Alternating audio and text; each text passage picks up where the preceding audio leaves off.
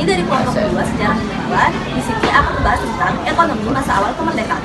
Sebelumnya, izinkan kami perkenalkan diri terlebih dahulu. Perkenalkan, nama saya Rafa Alfa Nabira. Nama saya Nadilul Manafis. Nama saya Nazgil Ardiansyah. Nama saya Ahmad Jikri. Nama saya Muhammad Habibullah. Nama saya Wendy Febriandani. Nama saya Messi Nafisya. Nama saya Lutfi Lutisa. Nama saya Mutia Ramadhani. Dan nama saya Diana Fania Sofila. Om Antum lari maraton, selamat menonton.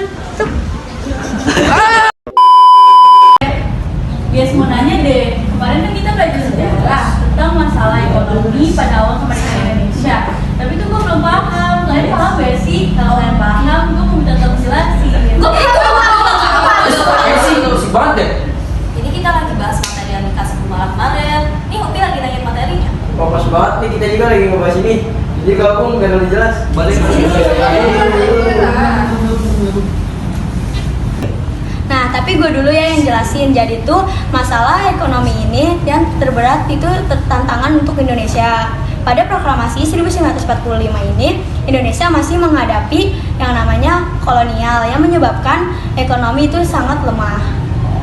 Dan jadi yang pertama, salah satu faktor penyebab kekacauan ekonomi adalah harga yang melambung tinggi atau inflasi. Inflasi itu adalah kenaikan harga barang atau jasa secara terus-menerus dalam jangka waktu yang tertentu.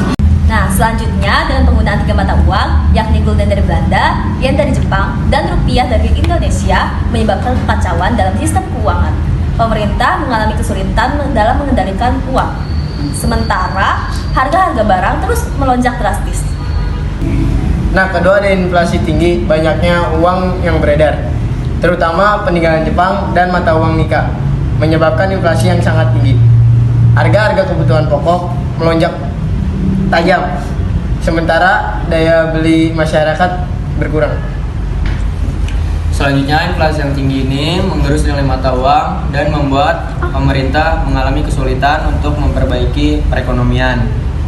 Sumber daya alam yang ada tidak mampu untuk mengatasi atau menutupi anggaran negara, sehingga kas negara tetap kosong. Jadi kayak kas negara kosong yang disebabkan karena belum ada pajak dan biaya masuk, sedangkan pengeluaran negara begitu banyak sehingga menimbulkan kekacauan. Dan juga kekurangan pangan dan sumber daya pada masa penjajahan Jepang. Karena pada saat itu tuh lahan pertanian warga itu rusak dan juga hasil produksinya itu sangat menurun. Akibatnya awal kemerdekaan banyak sekali rakyat Indonesia yang menderita karena krisis ekonomi dan juga kekurangan bahan pokok. Nah, yang terakhir ada blokade ekonomi oleh Belanda yang tidak langsung mengakui kemerdekaan Indonesia, terus mencoba kembali menguasai wilayah. Salah satu strateginya itu adalah melakukan blokade ekonomi, terutama di wilayah laut, untuk menghentikan impor barang-barang penting ke Indonesia. Selanjutnya, Belanda juga memberlakukan blokade ekonomi selama agresi militer mereka. Hal ini menghambat akses Indonesia ke perdagangan internasional dan memperburuk situasi ekonomi.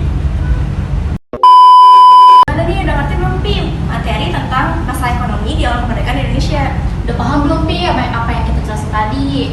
Iya, ini gue udah paham. Makasih ya guys. Sama-sama.